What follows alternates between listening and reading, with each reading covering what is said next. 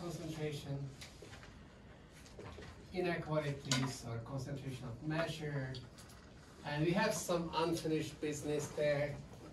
So just continuing that explanation, but not going deep by any means. We'll talk about chain of bonds and multiplicative chain of, or yeah, whatever you want to call it. So that's one thing, and then it kind of relates to Bennett's inequality and Beschlin's inequality. So maybe I just briefly mention those of what they are about, and then we move on to our bigger goal of learning about machine learning, not just concentration inequalities. So PAC learning.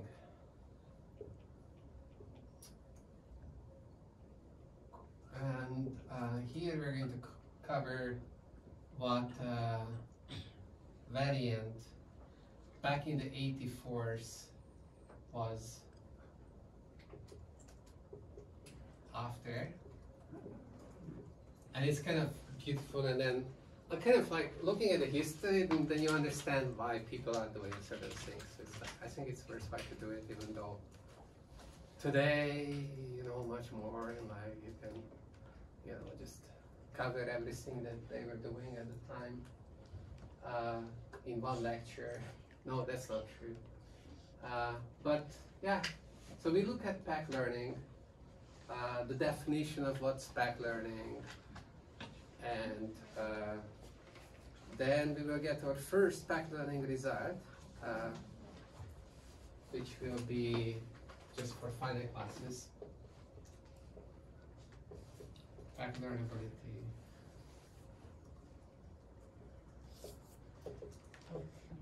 Based on finiteness argument.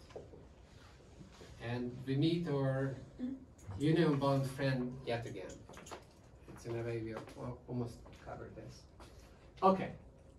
It's not even that much. So let's, and we got to the end of it. Good? Something? Not good? What is finiteness? I will clarify. It's just union bounds. Okay, so PAC learnability will be like very closely tied to that you're doing this in finite spaces. You can just count things, and then that makes things nice. Yeah. Okay. Great. Okay. So Chanov's additive tail bond goes like this. It's really just something restated for 0, 1 random variables. So x1, xn lives in the 0, 1 interval, and they are IID for simplicity. And this will be the standing assumption for the chain of inequalities. And define x bar n as usual to be the sample average of these random variables. And then Chanov's bond is, as I say, a restatement of Hövding's bond. So it says something like that. For all data, let's say 0, 1, is probability 1 minus data x bar n is smaller than equal to the common mean, so mu is the common mean,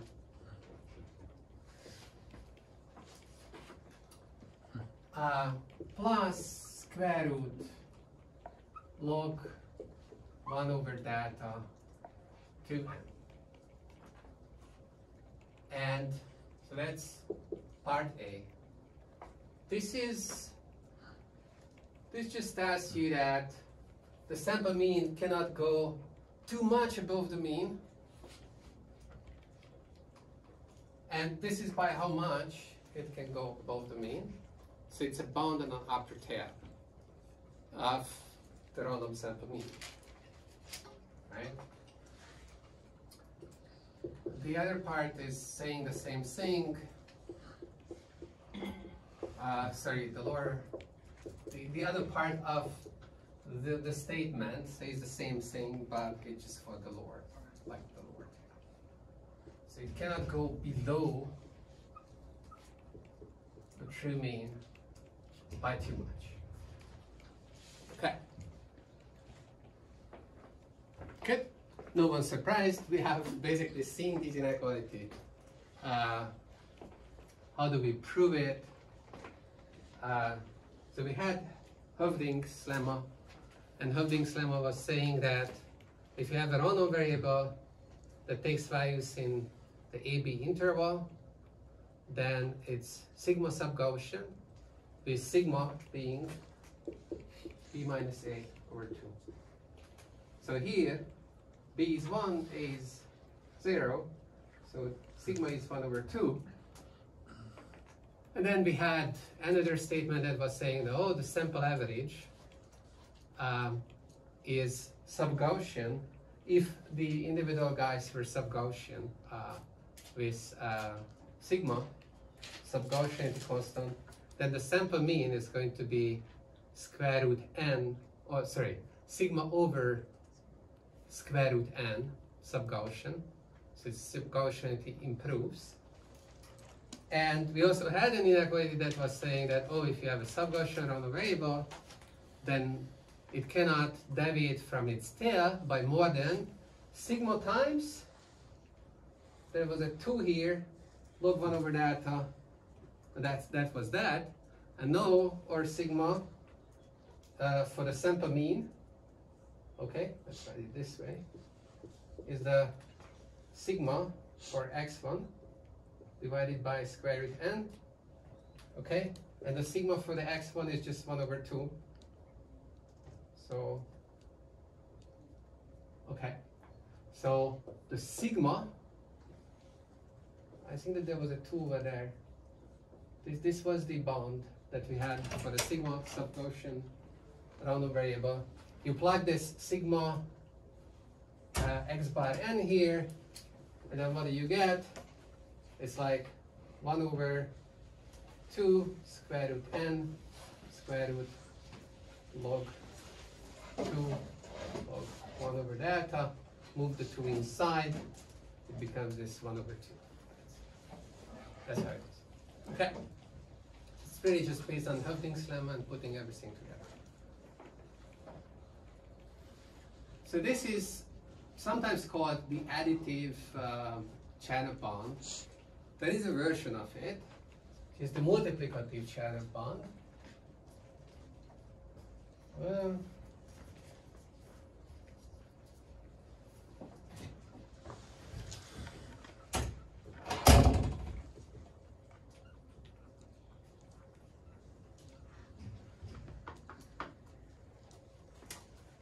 the multiplicative chain of inequality can be given in many ways. There is one for the lower tail, there is one for the upper tail. And for the lower tail, it has a very, very simple form. It says the following. Conditions are the same, so the setup is the same. Setup as before. And now, we want to say that, okay, let's start with the lower bound. So intuitively, something is missing here in this lower bound. Because what happens is that if mu gets really small, the mean gets really small. Okay, so here you have the 0, 1 interval, and there is some distribution for your x1. Maybe it has a density, and it's like this, because its mean is really close to 0, then when you're sampling from a distribution like this, you see a lot of values which are very, very close to 0. You calculate the sample mean, and then you would calculate evaluate this lower bound. And what can happen is that this lower bound goes below 0. But that seems to be like really wasteful. We know that the sample mean is never going to go below 0. In a way, there should be a compression happening towards the lower end, and the inequality is not capturing this. So somehow we expect that this lower bound should be larger, and the smaller the mu is, the lower bound compared to mu should be larger. And this is what the multiplicative chain of inequality captures. And it looks very simple and intuitive to understand, and it also relates to like that. Okay, so if we calculate from the central limit theorem, what you know is that what you would want to see here is that the variance here is multiplying this deviation, right? Like we calculate, so if everything was normally distributed and like that, that's what you would have. But we know that the sample mean is approximately normally distributed. So what's its variance? Its variance is the variance of x1 divided by n. Okay. Sorry, like that's the variance, and you expect the square root of the variance to multiply that square root log 1 over delta. And what's the variance of x1? Well, we don't know, but it's definitely not big if mu is small. You can in fact show that the variance of x1 is smaller than equal to mu times 1 minus mu. That's a very simple calculation to show. So if mu gets small, then the variance gets small. And so, oh, yeah. What's in the parentheses? Huh? So it's mu. Mu times 1 minus mu. Yeah. It's like if mu gets close to either 0 or 1, then the variance need to disappear, which intuitively speaking should be true.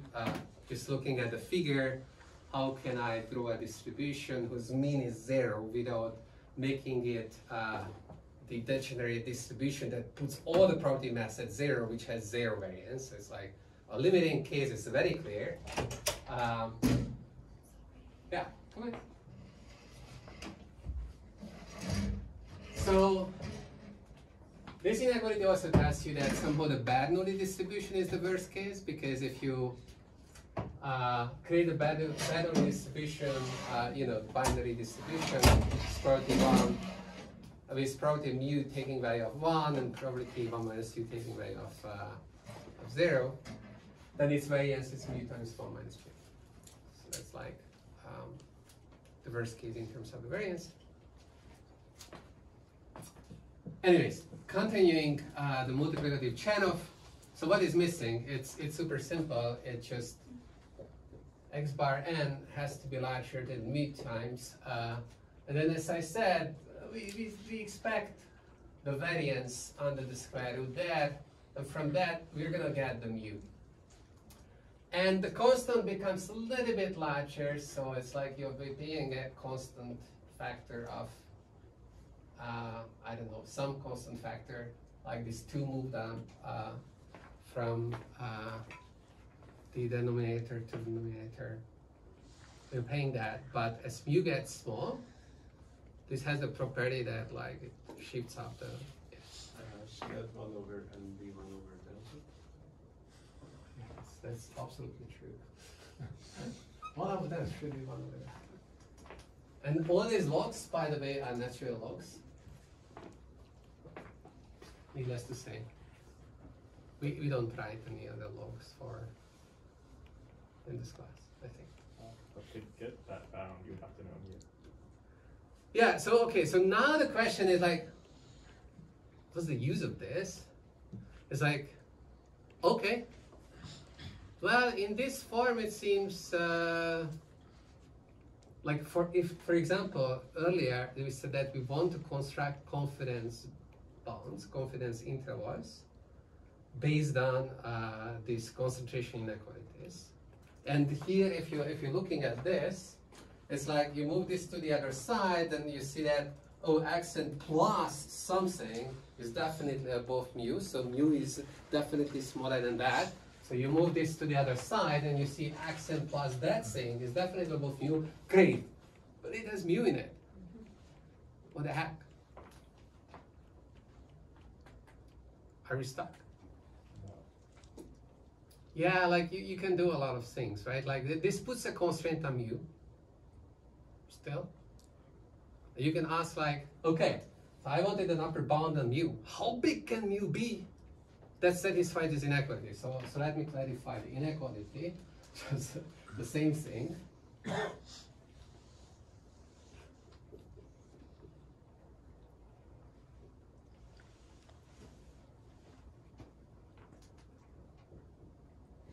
Just move this to the other side.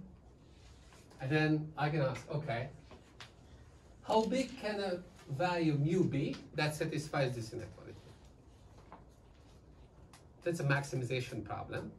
You call mu the unknown variable, you solve it. It's a quadratic equation. It has a solution. You find a solution, you get your confidence interval. That's a very, very common trick to use that, okay, like just because you have mu on both sides doesn't make this completely useless in terms of even how you want to calculate confidence intervals. But it will have some other use, as we will see for PAC learning. For example, there is a nice story about how multiplicative Chernoff is in some sense, like it's going to give you a much better behavior than the additive Chernoff. And throughout the course, there will be a big emphasis on trying to get the most out of these situations. And okay, going forward a little bit fast in PAC learning, you're asking like, how large my sample size should be for nice things to happen. And then if you apply this, you get something, and if you apply that at one point in the proof, you get something much better. So it's just like, wow, okay, like that we will see that, okay, this is pretty powerful if you apply it in the right way. So for the upper tail, that is a similar inequality, and so it's probability 1 minus that. X bar n is more than equal to, and it worsens again. I think that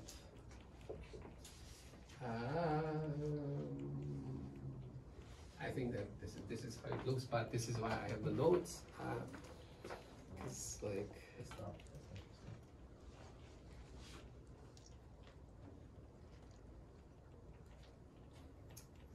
yeah. Okay. So if mu is close to 1, aren't you again deterministic regime? This is like Yeah. I'm like, that is a reason I didn't start explaining this inequality. This inequality doesn't seem to be that useful because it's like, okay, it's improving things a little bit, but maybe it's not improving that much.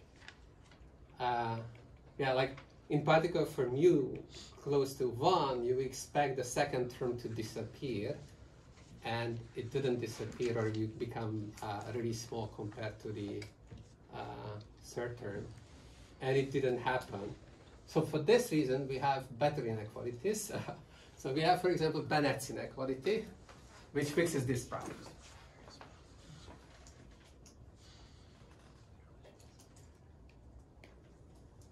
I think Bennett is 2T. Yeah, Bennett's inequality. So Bennett's inequality, and can be stated as follows. x1 minus mu is smaller than b. It's slightly different. Yeah. So this intuition you're talking about is like it's critical that we assume the random variables were between 0 and 1, right? I mean, like any bound, like it could be a, b. Of course, you rescale And then you rescale, but one of them you rescale to 0, and then the 0 you rescale like the lower part of the bound to 0, and then it has this special property. Yeah. But then, like if you just rescaled it that the larger bound was 0, and then the other one was negative, wouldn't Yeah, you you get could something? take the negative and flip that. I don't think that. You could just take the negative. Like, couldn't you just rescale these to -1 and 0, and then somehow it's like you have the same story? No, it's like it kind of cancels out. It's like you do it twice and then it still doesn't happen. Wait, if you rescale all the variables to -1 and 0? Okay. I believe what I say is true. I think that what you're saying is that you say ui is 1 minus xi. Mm-hmm. Okay. Then apply this inequality to the average of u. Let's do it. Here you get 1 minus mu. Here you get 1 minus mu. So far so good actually. Maybe it works. No, because mu to 0. But what is mu? So mu is as before, like we didn't change anything. Mu is the mean of x1. And now we want to flip it back because this is 1 minus x bar n, right? And so, okay, the 1 cancels. Xn goes here.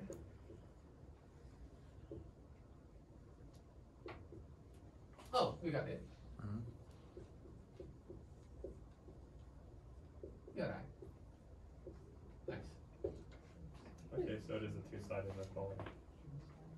In some sense. Yeah, you can do this. And can you explain what you were saying again about calculating the confidence interval stuff from mu? Like, how would you do this? Like, I'm looking at this thing, this xn bar plus whatever greater than mu. So take the function, Yeah, I see, like, you're trying to which make... is like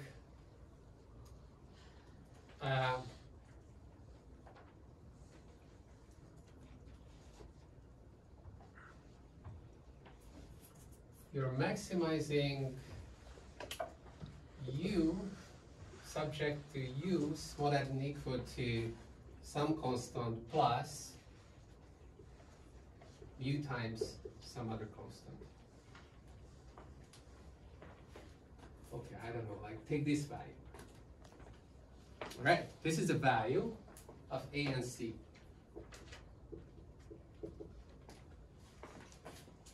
Okay. This is the largest value that satisfies this inequality. Mm-hmm. Right? So now choose A to be x bar n and choose C to be square root 2 log 1 over delta over n. And Oh, yeah. investigate what's happening. We have this value, f. So Oh, I see. what we know is that f. Yeah, so you know the range of your means because they're like your random variable, and then you can just try all the means. Yeah. And you have the like your estimate xn, and then you can do this. Yeah, that's fine. Right. I was wondering how you were getting xn, but of course you know xn always. Yeah. That's okay. Wait, did you solve the quadratic over there? Yeah. Oh, okay. Well, that's not a quadratic, right? Well, you can make it a quadratic. It's like Oh. just rename the square root. Okay, this was u. That's a fatal mistake. So just rename square root u to be your variable. And then the quadratic. So does the bound depend on the sample mean, or you somehow get like a first order type map? What is, You get basically a bound of or do you just lose the mu dependence? like there will be no mu in it, of course. Yeah. Like you will get a wherever be So you will get some expression here that kind of inflates this and uses x bar n as an estimate to mu, and some correction to it, like x bar n plus log 1 over that or something like that. So this upper bound 2 suggests that if mu is small, we get much faster convergence. Like we need much. Yeah, this is a strange way of talking, I guess. I mean, like you need less. Your confidence interval shrink a lot faster. Yeah.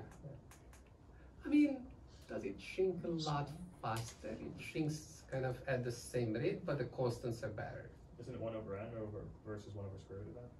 I think it's not going to be 1 over. Okay, so let's do this. Yeah.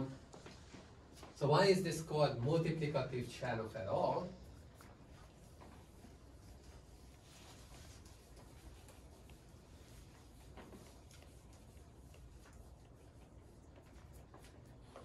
So let's say this.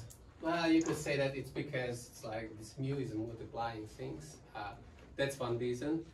There is another way people put these inequalities, and that's by noting that. Okay, I will take my notes. Noting that mu minus square root 2 mu log 1 over data divided by n can be also written as supremum for gamma between 0 and 1 of 1 minus gamma times mu minus log 1 over data divided by 2 gamma n. So how do we know? If you take this function, this is a function of gamma. You deploy it, like it will have a well-defined maximum. There is the 1 over gamma, but you're subtracting it. So that's like increasing. It will be decreasing, it becomes increasing, and the other one is decreasing. You sum up these two functions, it will have a single maximizer somewhere. And if you solve for that maximizer, it's again a quadratic. You will see that it's equal to this. Okay? And if you look at this, then of course, this is a supremum, so you get something smaller always. If you just pick whatever value. So for any gamma, you pick any gamma in this interval, you get something smaller than equal to what we had before. So this inequality implies that xn is greater than equal to, okay, let's write it this way. It follows that xn is greater than equal to this. Whenever that even holds, this even holds as well. So now we have this free variable gamma. Convenient choice would be gamma equals 1 over 2 to make sense of this. And then this would be like mu over 2 minus log 1 over delta divided by n. So let's think about this. It seems that we're getting some faster rate for now. But do we get it for the same thing? Well, not really. We're getting it for mu over 2, so we kind of lower the bar, and then of course, it's like you had something that was going down at, I don't know. So this is a game you can play. There's a function that really goes down at this 1 over square root n rate, and it's coming close to this value, this limiting value c. And then you make this 2c. And then you know that, oh, I have the same function that goes down at 1 over square root n rate, but I can take a 1 over n curve and then make it so that it looks like it's going down at the 1 over n rate now, because like after it's below this 2c, then of course like it's like it's even like it hit the bottom, like it's below the bottom, so there's no requirement on it. And this part of the function is just like one finite part of the function. It's like, how does it look like? So it's like this. This is more like a magic trick played on you, that you get a 1 over n rate than reality. In reality, nothing changed. The central limit theorem didn't go away. Measure concentration is happening at the 1 over root n rate. The deviation from the sample mean to the mean is 1 over root n. This is the reality. This is the reality.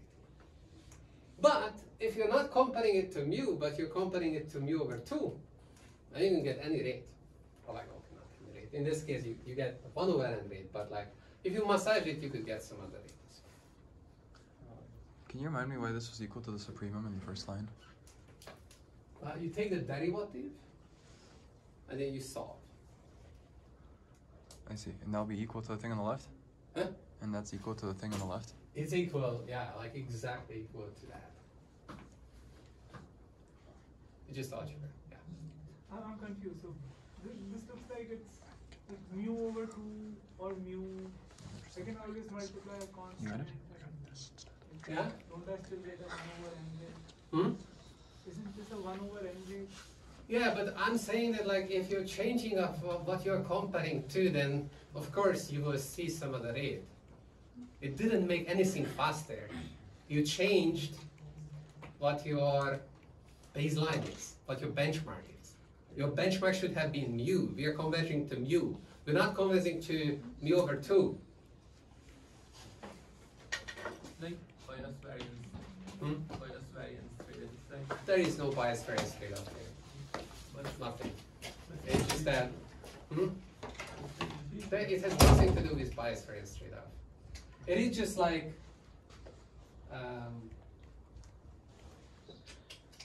English expression. It's like when magicians like make you think that something is happening and nothing is happening. An illusion. It's like something with the hands. Sleight of hand. Sleight of hands. Sleight of hands. Gamma like close to 0. I'm like the best value for the gamma is this, and then you get this. So if someone tells you that I have this inequality for all values of gamma, what do you ask yourself? What's the best value of gamma? What's the tightest bound that I can get from this? I have all these beautiful 1 over n rates. What's the best value I can get? Well, it's a 1 over square root n rate. That's the truth. These are all verse. These are all loser inequalities. I guess when I asked about 1 over n, I just meant if mu is close to 0, do you not get a 1 over n? No, never.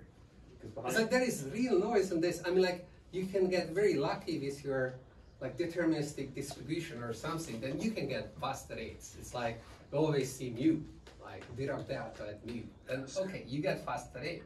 You can get fast rate by thinner tails. Yeah. Thinner tails give you fast rate. But if you have any non-trivial tail, like just sub-Gaussianity, then the tail behavior has to be 1 over root n. So then, I guess, because the expression in the upper bound is multiplicative, sure enough, there's a mu multiplying the 1 over n, root n rate. Yeah. If that mu were like 1 over n, But it's not. It's a fixed value. I see. It's like, yeah, it is just, right? Yeah, I hear it. Yeah. Okay. All right, sleight of hand. Don't fall for it. So whenever you see this, and you will see this in a lot of machine learning papers, they're changing like the comparator. They say, oh, I get a fast rate. You should ask yourself, okay, what's the best possible value for this constant? Do you still get a fast rate? Nope. Okay. Then we understand what's going on. You shouldn't get a fast rate. I just started this whole discussion by saying, oh, this is why it's called multiplicative turn-off. Yeah, the whole discussion is about, because this is the form that people are usually presenting. and then they're pointing out the fast rates. And okay, look, multiplicative channel gives you advantage. It does give you advantages. I'm not saying it's not, it's a tighter bond than the additive channels, so you totally should be using it. But there is this misleading story about fast rates. I mean, like, it depends on how you interpret what they say when they say it's a fast rate. Yes, it's a fast rate to a different value or something. It's not literally a lie, but it shouldn't make you believe that measure concentration happens faster than 1 over root n. It's like, what's the standard deviation of my random variable? It's like 1 over root n. So it's like, what? How would anything be better than that? Nope. Yes, if you have degenerate distribution, sure. But even for 2 points, it's like, it's kind of any sort of like non-triviality. You can't have it. Okay. What are examples where this is useful? We'll get to there. Yes. Okay. So this is multiplicative channel. You can work out a similar multiplicative one for this. Some gamma business here and there. And then you would just have 1 over n's there and some gamma business. Bennett's inequality. So Bennett's inequality says that, okay, let's make the assumption, change the assumption, x1 is not in 0, 1.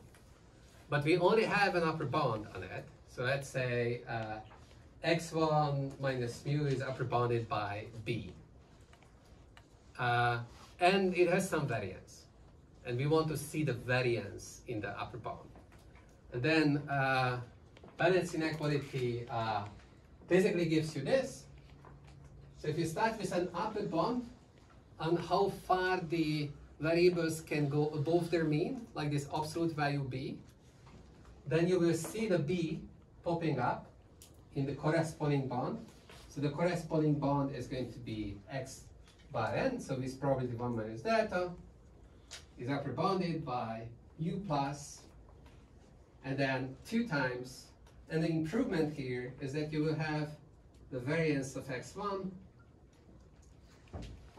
log 1 over delta over n plus, and here you will have b over 3n. So by how much you can go above the mean?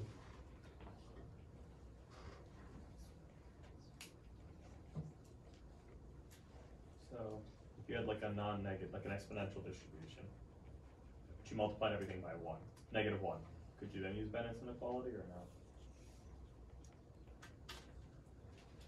no? Oh. Wait, so you had an exponential You distribution? have a non-negative random variable, Yes. but it's unbounded. And I'm to come up with an upper bound for it, I'm just gonna It's bounded. Oh, so then you can get a lower bound if you flip it, but it's not going to give you anything for free, right? Like in Bennett's inequality, you know something about the upper tail of the random variable you're starting with. You know that it's upper bounded by b, so you get a bound on the upper tail on the sample mean. You don't get a lower bound for the sample mean. It's not going to give you that, because it's like that tail could be very, very big. So Bennett's inequality could be useful if that tail is really big, but you have like a one-sided bound, and on that side, then it could be lower bound or like upper bound. You can flip things around. On that side, you get an inequality that only depends on how far you can get, and then from the mean, and that only appears with the 1 over n term, so that's a faster term. So that means you need smaller n to kind of like make that term really small. Okay, so Vlad's comment earlier, we see this in Bennett's inequality. Yeah. Like, because Bennett's will hold for multiplicative turnoff, but you can also Right. shift the distribution and get the variance on both sides. And Yeah. you get, It gives you the mu times 1 minus mu. So if you go back to the bounded case, then the variance there is bounded by mu times 1 minus mu. So you can plug that in. And you get both sides now in the same inequality. So Bennett's is an improvement on multiplicative Chernoff in this sense. How about the b? So what's the value of b? So the value of b is going to be 1 minus mu in this case, right? So if you apply Bennett's to 0, 1 value random variables, then the b becomes 1 minus mu. Okay.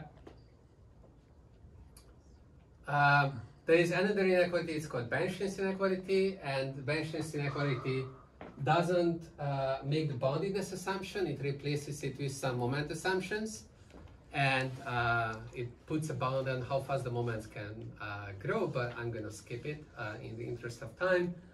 The form of the inequality otherwise is exactly of this form, except that the meaning of b changed in some way, so that like it really bounds the growth rate of the moments. The moments basically keep up with higher parts of b. That's it. Okay. Right, we are done with concentration. So let's do PAC-Learnability. But we will need to remember this shadow business. I don't have space, so it's going to be gone.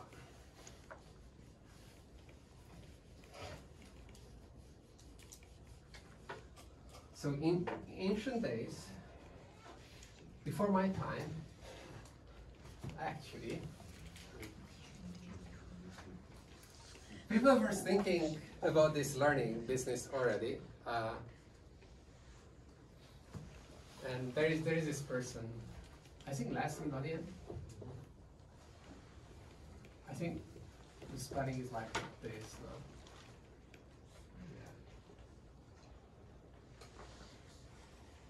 Yeah. And there were others, of course, but he kind of like was really curious about this learning stuff. And he was also a theoretical computer scientist. And what do theoretical computer scientists do? They make everything super simple so that it's nice and easy to study. And it becomes beautiful.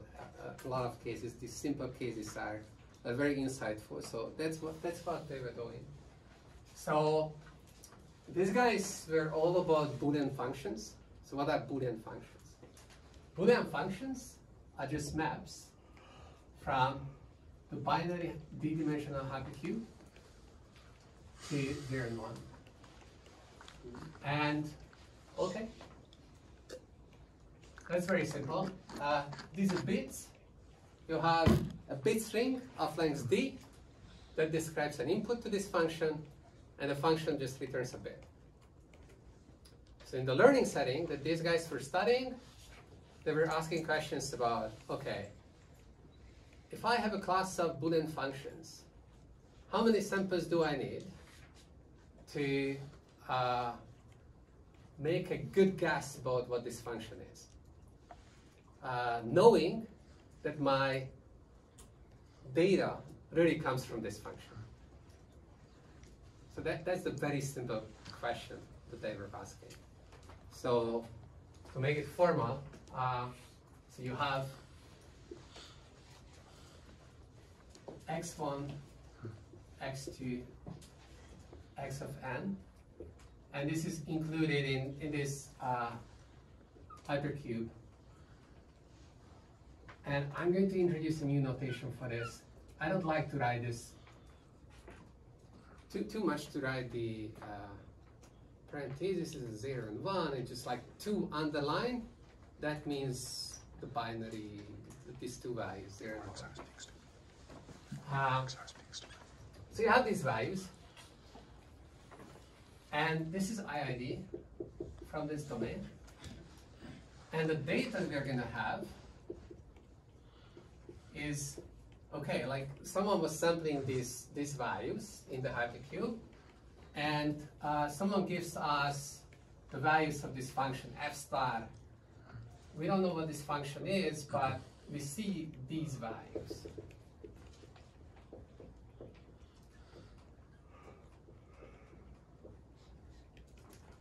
Okay, that's the data.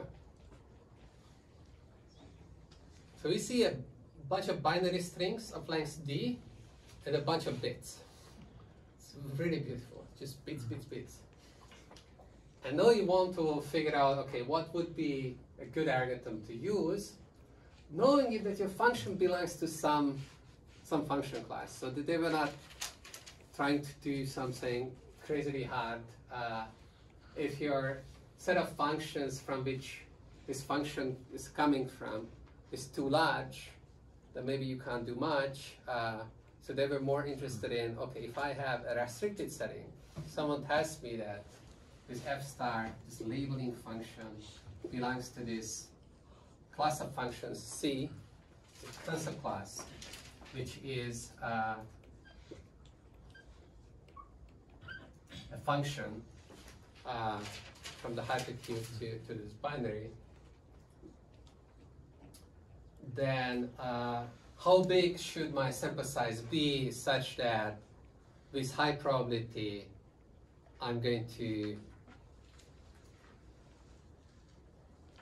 guess the value of the function f star correctly at most of the places, at most of the inputs. There are 2 to the possible inputs, so demanding that all the 2 to the, that would be too much.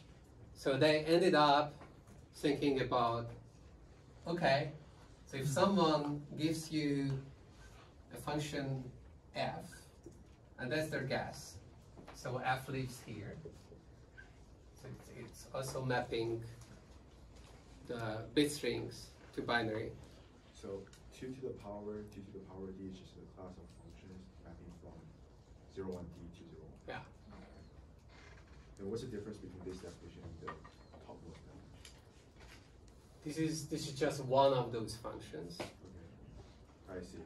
You take all of these functions, So you're not adding then you more get structures. this set. Okay, so you're not adding more structures to No. the top. So is the definition of a function class just a subset of possible functions? That's right. It's just generic. Yeah. When, Is there in this next stop? No. So if there's deterministic mapping from X. yeah, it's like we have clean data. There is no label noise here. Whatever we see is the true value. So this is going to be important. Okay. So if someone gives me this function f, how do I evaluate whether this function is close to the true function, or like this is a good guess or not a good guess? Well, I do this by, okay, so let's say this is starts with x, so x is my test data.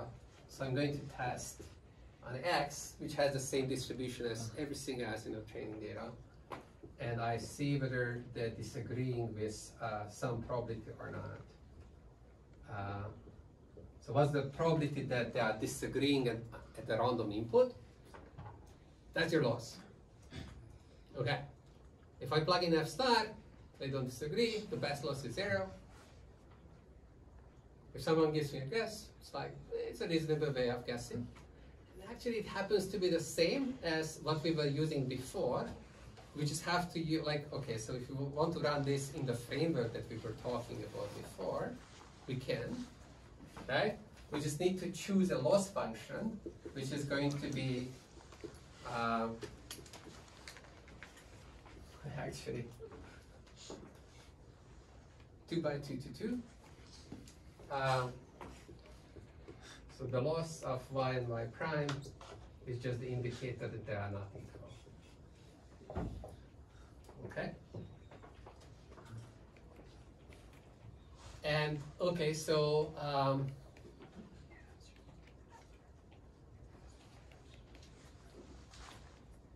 good. What was the distribution of x? Hmm? What was the distribution of x? It's the same as the distribution of, yeah, I sneaked an x here, and I made it IID with x1, x2, and xn, so it shares the same distribution as all the others. We didn't give a name to this distribution. If I wanted to give a name to it, then I would call it px. And that's the joint distribution of all of x, x1, and xn. There is no distribution shift. So yeah, The training data is the same as the test data distribution. so all x's are coming from a single distribution, but f is deterministic. There is no random. That's right. Yeah. Okay. So this notation is, of course, it depends. This loss depends on the distribution of the x. It depends on f star.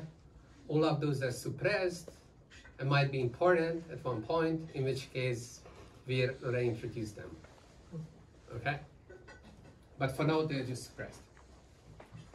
Okay? So PAC learning. I want to give a definition of the PAC learning problem. And for that, we do need to introduce some notation. Can I ask a Yes. possible quick clarifying question? Suppose your f was a linear map between like x transpose and vector gives you. Oh wait, not necessarily. Never mind. I answered my question. Okay. All right. So I'm going to decorate this loss with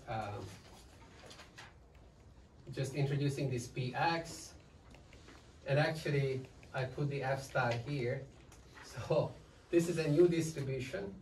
So just to be true or to our previous notation, which was like you have a loss assigned to a joint distribution over x and y and a function. Okay? So this joint distribution now is going to be the joint distribution of, let's say, x1 and f star x1. So this decorated distribution is just the distribution of x1 and y1.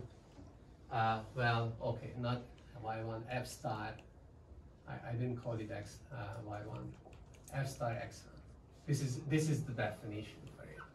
I don't want to write it all the time, so it's just like, oh yeah, like it has two components, the distribution of x and what f star is. Yes. Is f star a random variable? No. So the knowledge of f star x1 is just in the knowledge of it. I mean, this The knowledge of? the knowledge you have for f star x1 is a subset of the knowledge you have for x star. The sigmology. The distribution that generates f star solely comes from f. Like once you know x, you know f star. I mean, I think you're talking about different things. I mean, like, so f star x1 completely depends on x1. That's what. Yeah. Again, there is no noise in argument. Yeah. I think the question was just like, why is f star of x1 included in the distribution? There's no randomness in it. It's because in the previous framework we had a joint distribution over x and y, and I just want to be consistent with that. Right? Like we had this notation of like L and then P and F, and then the P was a distribution over x and y. Okay, so what is that distribution? Well, it's the distribution of x1 and f star x1. In other words, y is f star x1. Y1. Y. Okay. Definition. PAC-Learnability. Okay, so for this, we need to understand one more thing about these people, thesis people. They care about scaling. So they're not. Yeah. Okay. Why do we need the definition of the indicator function of y does not equal to y prime? What's the question I mean, about that? Last time we defined the function L of y and I prime equal to the indicator. Yes. Yeah. So where do we use that? It's here. Like we have a previous notation. Yeah. So the definition of this LPF was that it's you have this P, it's a distribution over x and y, and you had a loss, and you plug into the loss the predicted value at x, and you compare it to what it should be. This was the definition. It uses the loss function L. So if I take this loss function L here, and I take this distribution, I'm pointing out that the probability of error that's defined here is the same as what we had before. That's it. Okay. So going back to TCS people, they're interested in scaling with everything. They're interested in scaling with D. D is like the size of the domain, like how many bits we are going to have as inputs to our functions. And so they are not going to be happy with just an answer to that, oh, for a fixed D, this is what we get, but as you're scaling up D, what's happening? And so for this, okay, we will also have, you know, the algorithms need to deal with different Ds. They need to deal with different Ns. And we need to have some concept class for every D. So the concept class is going to be just a list of these concept classes for every D1. So fix this, and CD is a subset of 2 to the 2 to D. It's a concept class, D dimensions, okay? And the question is going to be, okay, like, how fast can we learn as D gets large if we are given such a class? It seems very abstract, so let me give you some example by not finishing yet the definition. So one example of a concept class that you might care about or not is the end class. So the end class on dimension D could be these functions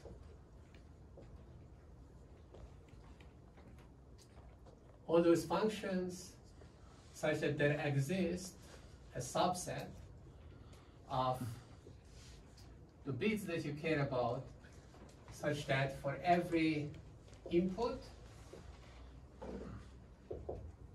the function value is obtained by ending the bits of the input, but only for the subset of interest, this subset of interest. So these are functions that are indexed by subsets of the coordinates, like subsets of position, which bits are ended. Those bits are ended, that's your output. This is called the end class. You can make up whatever classes. So they were like, oh, we can make up these classes. For every D, this gives you some concept class. How fast can we learn this? Okay, that's one example. So we have something like this, but it could be arbitrary. And then you say that C is PAC-Learnable. Okay, what's PAC? It stands for probably approximately correct, and we will see why. It's like, for now, just package it in your mind, PAC-Learnable. If the following holds, there exists a polynomial of 3 variables.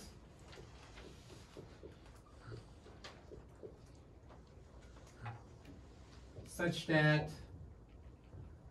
for every epsilon,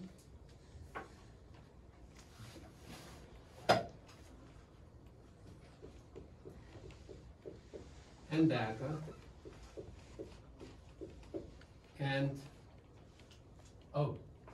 not only a polynomial, but there exists the super algorithm that for every n and d gives you an algorithm. Okay, so it's n is greater than or equal to 1, and d is greater than or equal to 1, and this, okay, can I move this down?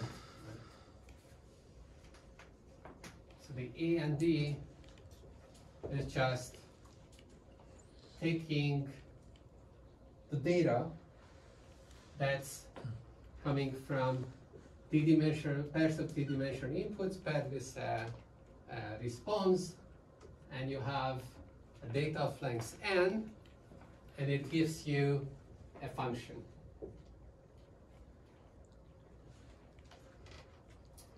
a Boolean function from the d-dimensional hypercube. So these are these A and these, such that, okay, now continue for epsilon, that d greater than or equal to 1.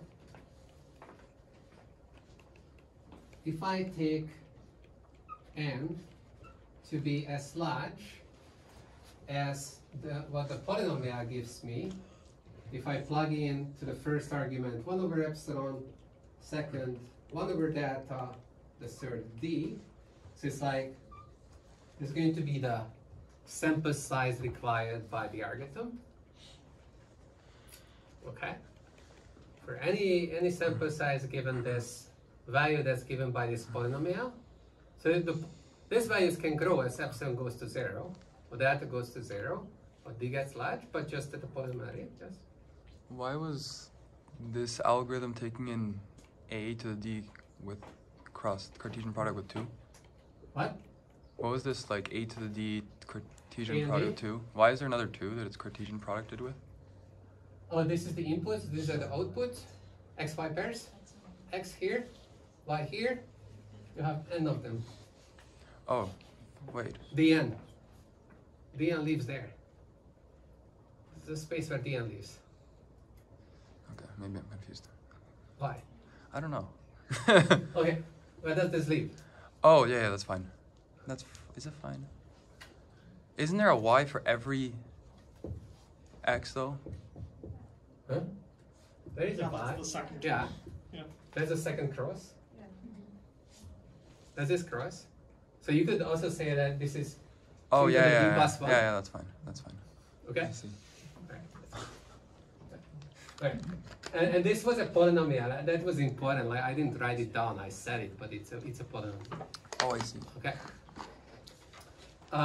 Okay. So if n is greater than or equal to this number, then if I take all right, other quantifiers.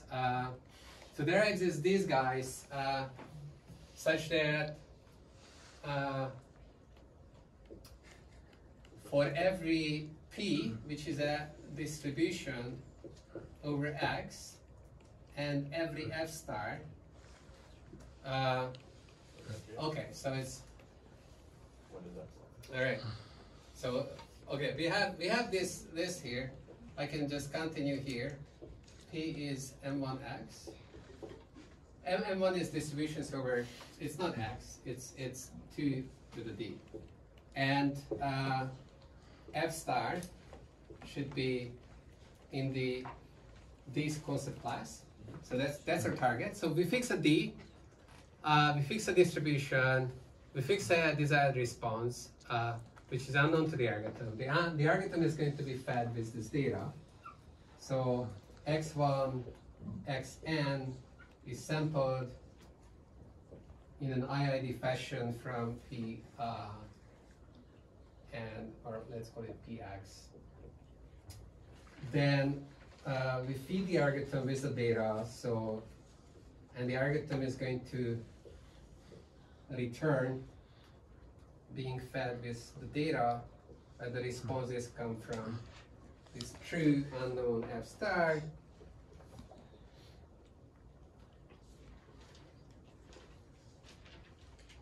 Okay, and it returns us this function fn.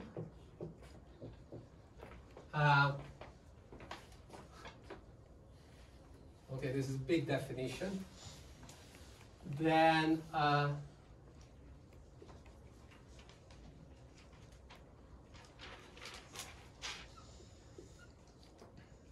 the probability that the loss of the algorithm on the same distribution, same response, but like whatever is returned, the loss of that is greater than or equal to epsilon is smaller than or equal to that, which is the same thing as saying that the probability of fn x, and x was included there again, not equal to f star x given the data. Okay, so the data should be dn given the data smaller than epsilon with probability 1 minus that. This is correct. Huh? So for all epsilon and delta, this holds. We require that this holds. Oh, the algorithm should take as input. No, it doesn't. Oh, it doesn't. No. It's already in the sample size.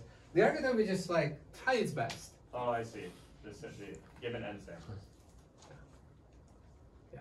Okay, So somehow the polynomial like gives you good enough data so that if you get a good enough algorithm, it should do this.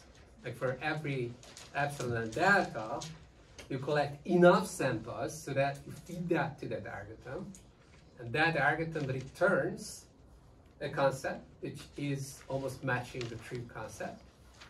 And this is called probably approximately correct because this is approximately correct. This is approximately correct. They're not quite the same. It's not f star is not being guessed correctly, and it only happens with high probability. Why did the concept class have to be finite? It appears nowhere. No, it's like everything is finite in the Boolean case. No, everything is finite. It's like you have finite in many functions.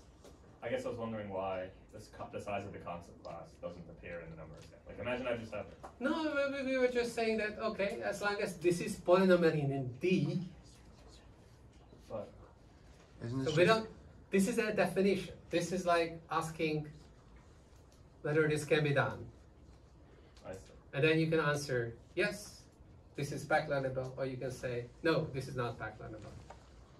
That is the question. Excuse me, can you explain a little bit more about the polynomial? The what? About the polynomial, actually, I didn't get the intuition behind that. And, what is the actual No, it's for all. definition is that if there is It's a like for each one of these things. Polynomial? Yeah. Yeah, you have a learner. And later we Find the use the function. polynomial to calculate a sample size. I mean, if we fix It's like- the it's first unreal. variable of that polynomial, it would be a distribution, right? No, the polynomial is just It's not like just simultaneously from, it's like an expression in x, y, and z Okay. of the form of a, like you have all multinomial terms multiplied with a real number Yeah. summed up. Okay. That's what you have. Like you want an expression like that, Okay. such that makes the polynomial. the rest is satisfied. It's good idea. Okay. So what would be an example for this? 1 over epsilon squared plus 1 over delta times d. I don't know. Like, okay, so this is x. So this would be like x squared plus y times z. That's a polynomial in x, y, and z. Okay? Yes.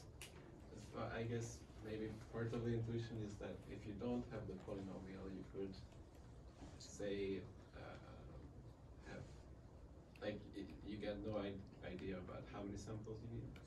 I guess maybe, yeah, okay, so if you're asking why we want a polynomial here, we want a polynomial because the polynomial's growth is slow.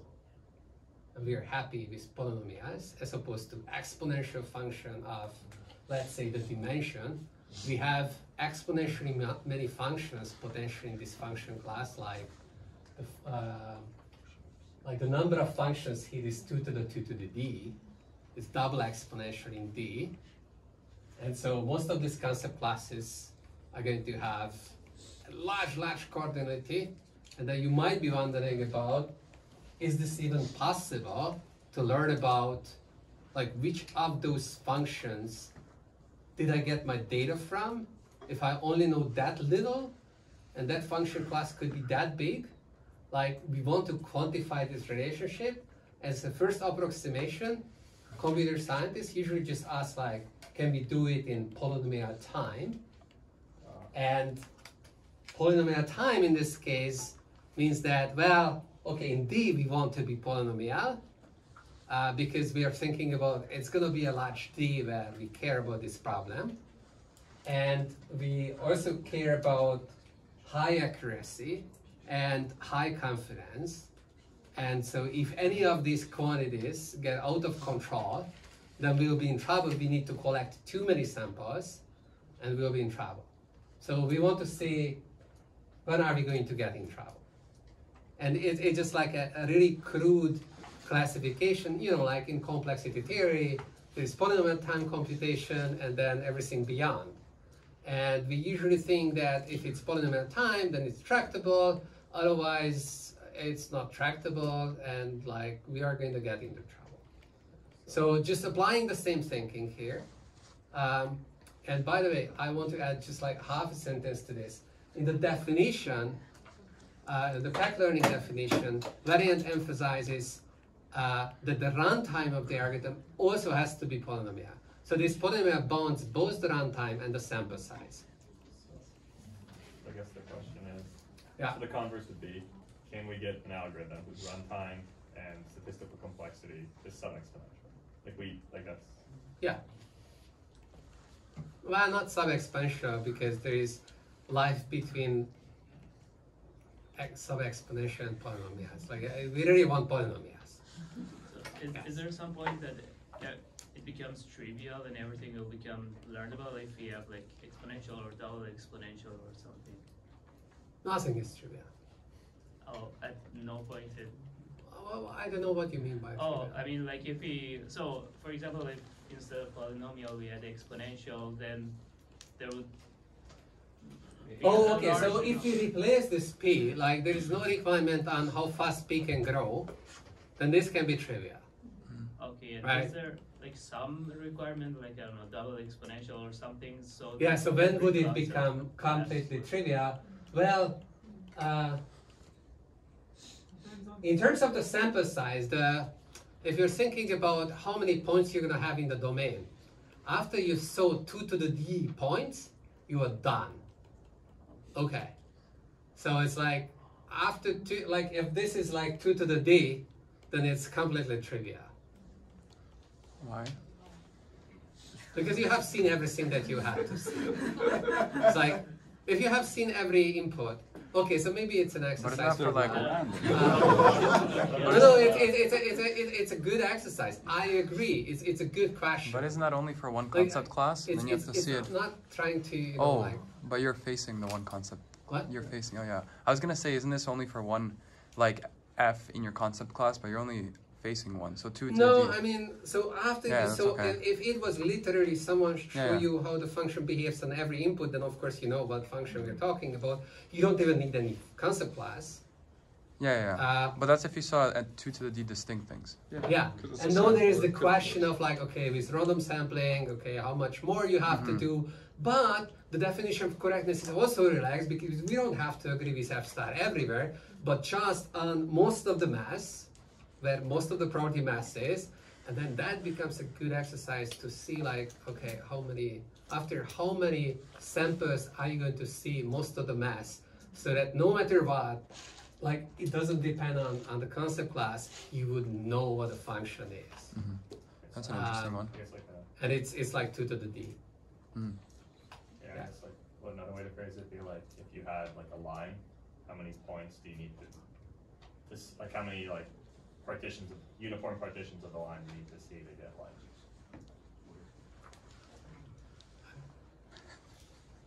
okay. One kind of strange thing looking at your polynomial there is if you just had a very simple problem where you're like doing x is x naught, so just you're taking the opposite result, then X you only is have not x or what? Yeah. So you're trying like the first bit is negated or something. Yeah, so you just flip the bit basically. You add d bits. Which bit then your first polynomial here would end up being still massive, right? Because you have a d that's 1, and you want a really low error. What? No. Okay. So if we start like we expect a characterization of the hardness of learning a concept class to be reflected in how fast this polynomial is growing. So for example, if I have the trivial concept class where the function, like the CD concept class has only one function in it, and it reads out the first bit. I don't have a learning problem. N equals 0. And so I'm going to overcome it and then say that this polynomial should be, well, it can be 0 actually, like, okay, the 0, identically 0, is going to cut it. So, like, the polynomial can take, like, slower growth and no growth at all if the function, if the problem is so trivial. That's fine. Like, we want the polynomial to reflect. The definition doesn't say that you need the tightest polynomial, but of course, like, people will, after figure out that, oh, I can get a polynomial, like, is that the tightest? Like, can I make it better? Isn't it also weird you wrote that n has to be greater than some polynomial? No, it's like n should be greater than what the value the polynomial gives you at these choices. Oh, yeah, oh, because it's your algorithm will, like, okay, I see. I didn't see the exist part. Never mind, I don't know what I was saying. Oh. Yeah. Yeah, it's important. So we want the polynomials together given to us with an algorithm. And then, okay, so to emphasize again, the runtime should also be polynomial function of 1 over epsilon, 1 over delta, and d. That was the original definition because it's like okay, maybe you found the map, but like if you can't execute it, and like it would take, I don't know, like it has to enumerate all possible functions, do some really crazy computation, then what's its worth? I have a question. Is that actually commonly like used in that definition? Because I thought, like, we will say things are PAC-Learnable. It was the definition, and then people gradually started to forget about it as they got more excited about the information tree and statistical aspect of the problem. But since the whole thing was coming from TCS, it was really important at the time. And there is indeed like a big literature on what can be efficiently learned, and efficient learning is, I think it's super truly important. Even though in the class we're not going to talk much about efficient learning, it's kind of sad that we're not talking about it. It's very, What kind of efficiency? What efficiency? You said efficient learning. Yeah. Statistically efficient, computationally efficient. Oh, computationally efficient. That trumps everything, right? Like, if you only say that I have a computationally efficient learning algorithm, you said everything, because that means that you cannot have too much of a sample requirement either, because that wouldn't be efficient. I'm like, okay, you could have some like weird definition of computational efficiency that like, oh, the length of the input is already 2 to the d, so it's like it's okay to run in 2 to the d time. Okay, no, don't do that. That's not efficient. And I guess this concept class, we usually call it like the model class, right? Machine learning stuff. Yeah, some other people call like in all literature, it's called concept class, and specifically when it was about learning Boolean functions, it's definitely called a concept class. So you will see in some part of the literature, this is called a concept class, and this is called concept learning. And okay, so what are the distinguishing features of this type of learning? So besides emphasizing computational complexity, it's kind of the usual, but there are very, very two special things about it. And the two kind of are garbled together. So one is that the loss, the true loss for some function that I could learn is 0. So this is special because LFF star is 0. So that's specialty number 1. And specialty number 2 is that the yi's have no noise.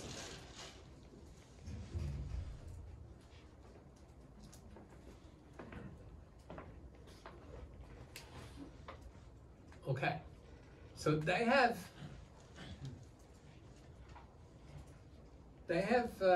big consequences in terms of how efficiently you can learn.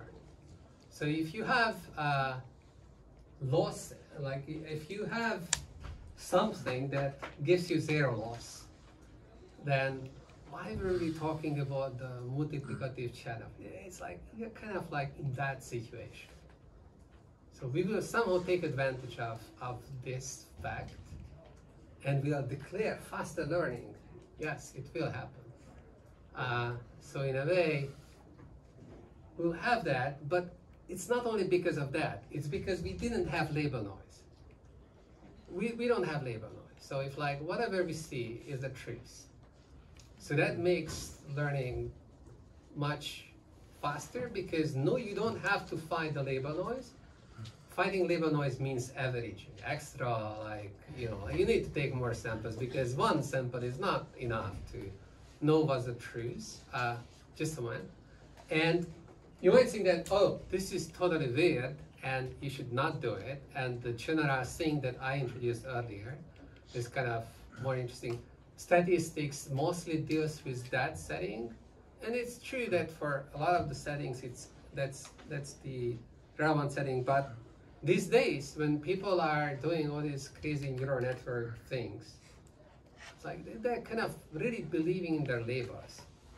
They really believe that, oh, we have no label noise. But basically, they want to be in this situation. Maybe they're not completely in this situation, but they really want to think about this situation. And that makes this literature, the empirical literature of neural networks, very related to this PAC learning and the fast rates that you can see in PAC learning under this setting, which is called the realizable setting. And people still forget it when I talk about that. It's confusing if you read these papers with this empirical neural network thing because you could have label noise. So they're gonna say that overfitting is not a problem.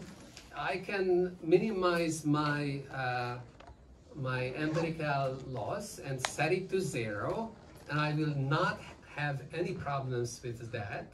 Yeah, that's true. If you didn't have any label noise, sure. Try that if you have label noise. Things are not going to work beautifully, right? So like it will come back, and we will have an interesting discussion about this. Right.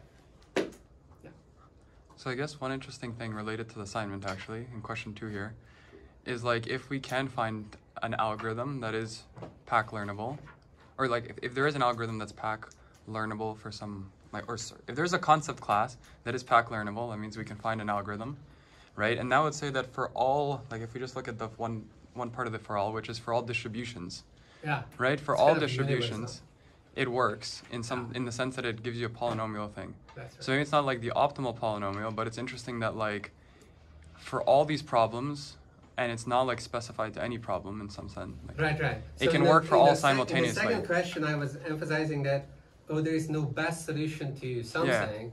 And then no, it seems that, well, you can get a good enough solution maybe. Yeah. And that's true, right? Well, that's interesting.